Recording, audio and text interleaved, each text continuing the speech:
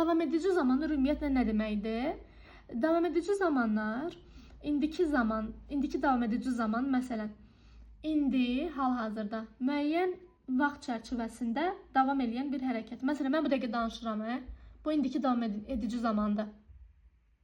İndiki davam edici zamanla indiki sadə zaman fərqi budur ki, indiki sadə zaman bizə ümumi faktı, ümumi məlumatı çatdırır.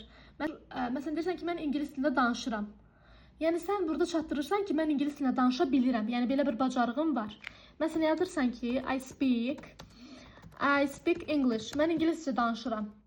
Yəni, ingiliscə danışa bilirəm. Bu olur sadə zaman. Bir də deyirsən ki, I am speaking English. Mən ingiliscə danışıram. Yəni, hal-hazırda. Bu, hal-hazırda baş verir. Məsələn, mən deyirəm ki, bu dəqiqə mən Azərbaycanca danışıram. Bu dəqiqə danışıram elə mən. Bu, hansı zamandır? Bu, olur indiki davam edən zaman. Çünki davam eləyir. Amma kimsə gəlib sizə desə ki, mən Azərbaycan dilində danışıram.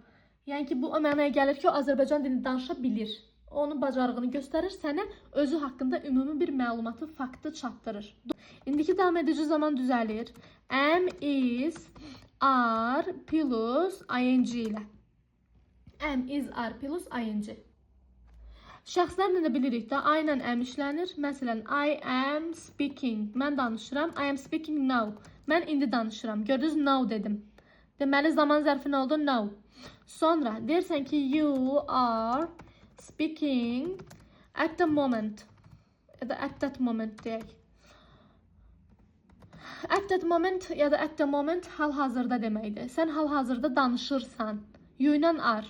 Ya da you'nun yerinə burada hansı şəxslər ola bilər? Məsələn, we, they ola bilər. Sonra gəlirik he, she, itə baxırıq. He, she və it. He, she, itlə to be'nin hansı forması işlənir? Is işlənir. Məsələn, deyirsən ki, he, she, it is speaking. O danışır. Məsələn, nə deyə bilərik? Nowadays. Nowadays hal-hazırda deməkdir və indiki davam edici zamanın zaman zərfidir. Sonra, əgər bizim cümlələrimiz nida cümləsindən başlayırsa, nida sözlərindən, məsələn, deyirsən ki, look və bundan sonra nida gəlməlidir. Sonra nə deyə bilərsən? İndi burada look'un yerinə başqa feillər də təbii ki, ola bilər. Sən situasiyadan asılıdır. Məsələn, deyirsən ki, listen, qulaq as. Gördünüz, nidadır. Nida ilə başlayırsa, sən orada nə yazmalısan? İndiki davam edici zaman yazmalısan.